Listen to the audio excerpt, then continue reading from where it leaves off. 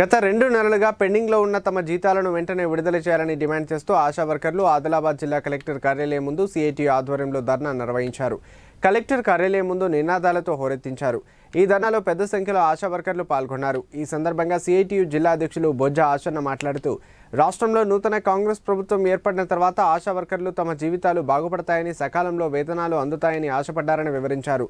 అయితే రాష్ట్రంలోని అన్ని శాఖలు సకాలంలో వేతనాలు అందక ఆశా వర్కర్లకు మాత్రం గత 2 నెలలుగా పెండింగ్లో ఉన్నాయని తెలిపారు.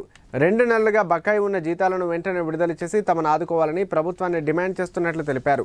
లేని పక్షంలో పెద్ద ఎత్తున ఆందోళనలు చేపడతామని హెచ్చరించారు. ఆదిలాబాద్ జిల్లా కమిటీ ఆధ్వర్యంలో తెలంగాణ ఆశా వర్కర్లు జిల్లా కలెక్టర్ కార్యాలయం ముందు ధర్నా చేయడం జరుగుతుంది. ఈ ధర్నా ఉద్దేశము గత 2 నెలల నుంచి ఆశా వర్కర్లకు వేతనాలు పెండింగ్లో ఉన్నటువంటి వేతనాలు ఇవ్వలేదు, పారితోషికాలు ఇవ్వలేదు. దాంట్లో ఉద్దేశంగా ఈరోజు ఆదిలాబాద్ జిల్లా కలెక్టర్ కార్యాలయం ముందు ధర్నా కార్యక్రమాన్ని చేపట్టడం జరిగింది. తెలుసు, ఇవాళ గతం ఉన్నటువంటి ప్రభుత్వము 2వ తారీఖు నాడు ఆశాలకు వారి యొక్క అకౌంట్లలో వేతనాలు వేసేవారు.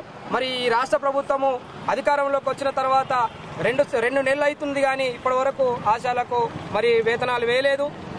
వారికి వేతనాలు వేసే విషయంలో కావచ్చు, వాళ్ళకు అనేక సమస్యలు పరిష్కారం చేస్తారని చెప్పేసి ఇవాళ ఆశా వర్కర్లంతా ఈ రాష్ట్ర ప్రభుత్వం మీద ఆశ పెట్టుకున్నారు. కానీ ఈ రాష్ట్ర ప్రభుత్వము వీరి పట్ల మొండిగా 2 నెలలు అవుతుంది, కానీ వాళ్ళకు వేతనాలు ఇవ్వలేదు.